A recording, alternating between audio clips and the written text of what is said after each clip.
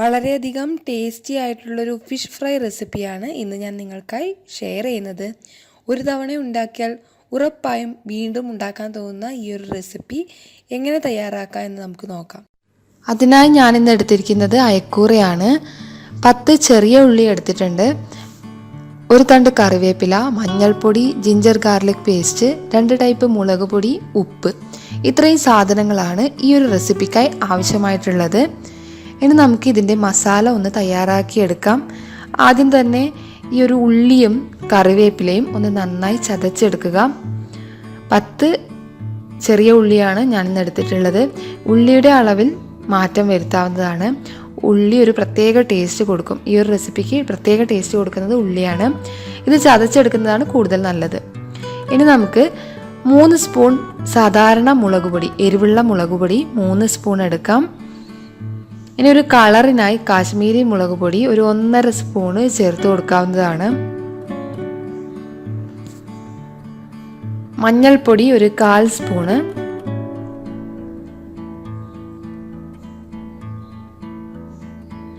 അതേപോലെ തന്നെ ginger garlic paste 1 spoon,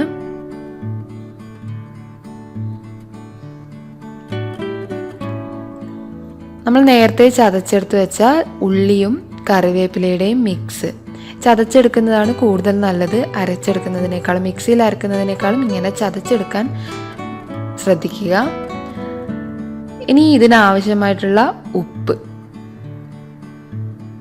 നിങ്ങളുടെ അളവ് നോക്കി അതിനാവശ്യമായിട്ടുള്ള ഉപ്പ് കൂടി ചേർത്തെടുത്തതിന് ശേഷം ഒന്ന് നന്നായി മിക്സ് ചെയ്ത് കൊടുക്കുക.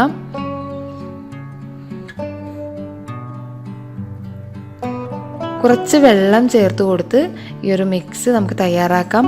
വെള്ളം കൂടാതിരിക്കാൻ ശ്രദ്ധിക്കുക. കുറച്ച് ഒഴിച്ചു കൊടുത്ത് ഒന്ന് മിക്സ് ചെയ്തെടുക്കാം.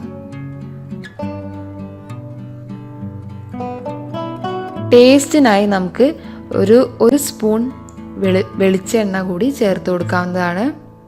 സാധാരണ കോക്കനട്ട് ഓയിലാണ് ഇതിനായി എടുത്തിരിക്കുന്നത്. ഇതൊക്കെ ഒന്ന് നന്നായി മിക്സ് ചെയ്തെടുക്കാം. നമ്മുടെ ഈ ഒരു മസാലക്കൂട്ട് തയ്യാറായിട്ടുണ്ട്. ഇനി നമുക്ക് നേരത്തെ കഴുകി വെച്ചിരിക്കുന്ന ഈ അയക്കൂറ എടുത്ത് ഈ ഒരു മസാല ഒന്ന് നന്നായി പിടിപ്പിച്ചെടുക്കാം.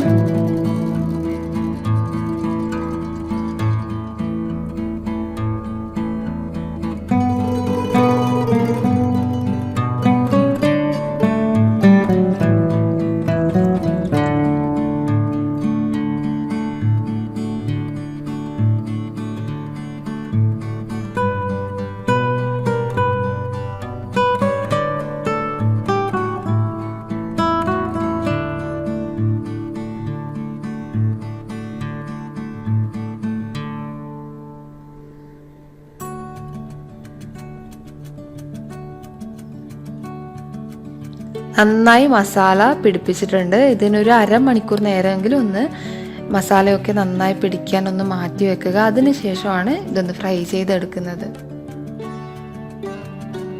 ഇത് നമുക്കൊന്ന് മാറ്റി വെക്കാം.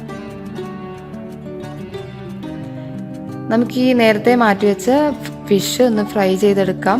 അതിനായി സാധാരണ വെളിച്ചെണ്ണ, പാൻ ചൂടാകുമ്പോൾ സാധാരണ വെളിച്ചെണ്ണ ഒഴിച്ചു കൊടുക്കുക. സാധാരണ കോക്കനട്ട് ഓയിലാണ് ഉപയോഗിച്ചിരിക്കുന്നത്. എണ്ണ നന്നായി ചൂടായി വന്നിട്ടുണ്ട്. ഇനി നമുക്ക് നേരത്തെ മിക്സ് ചെയ്ത് വെച്ച ഫിഷ് വറുത്തെടുക്കാം.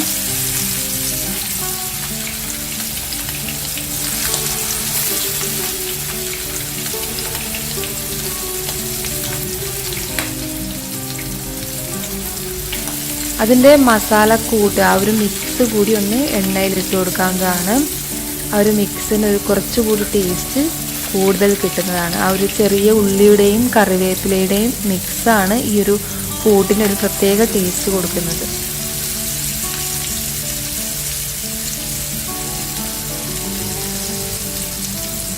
ലോ ഫ്ലെയിമിൽ വെച്ച് നമുക്ക് ഈ ഒരു ഫിഷ് ഒന്ന് വറുത്തെടുക്കാം.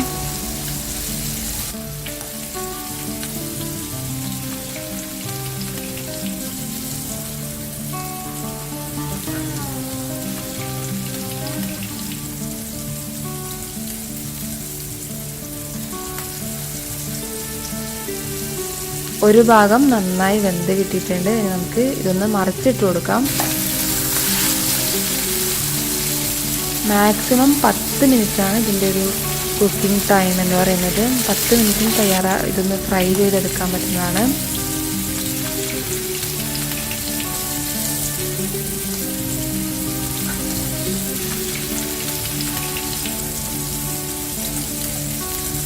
ഈ ഒരു രണ്ടാമത്തെ ഭാഗം ഫ്രൈ ചെയ്തെടുക്കുമ്പോൾ നമുക്ക് ഒരു ടേസ്റ്റിനായി ഒരു 5ഓ 6ഓ കറിവേപ്പില ഇട്ട് കൊടുക്കാവുന്നതാണ്. ഇതേപോലെ ഈ ഒരു ഭാഗത്ത് നമുക്ക് കറിവേപ്പില ഇട്ട് കൊടുക്കാം. ഈ കറിവേപ്പില കൂടി ഒന്ന് നന്നായി ഫ്രൈ ചെയ്തെടുക്കാം.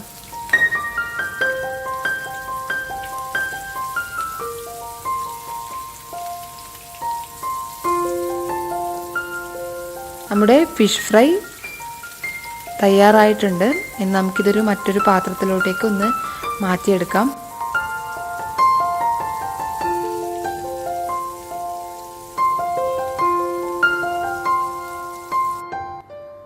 വളരെ ടേസ്റ്റി ആയിട്ടുള്ള ഈ ഒരു ഫിഷ് ഫ്രൈ നിങ്ങളെല്ലാവരും ട്രൈ ചെയ്ത് നോക്കണം.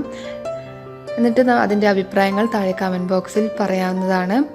കൂടുതൽ റെസിപ്പീസിനായി ഈ ഒരു ചാനൽ സബ്സ്ക്രൈബ് ചെയ്യാൻ മറക്കരുത്. അതിൻ്റെ കൂടെ തന്നെ ബെൽ ബട്ടൺ കൂടി പ്രസ് ചെയ്യുക. എങ്കിൽ മാത്രമേ ഫ്യൂച്ചറിലുള്ള വീഡിയോസ് നിങ്ങൾക്ക് നോട്ടിഫിക്കേഷൻ ലഭിക്കുകയുള്ളൂ.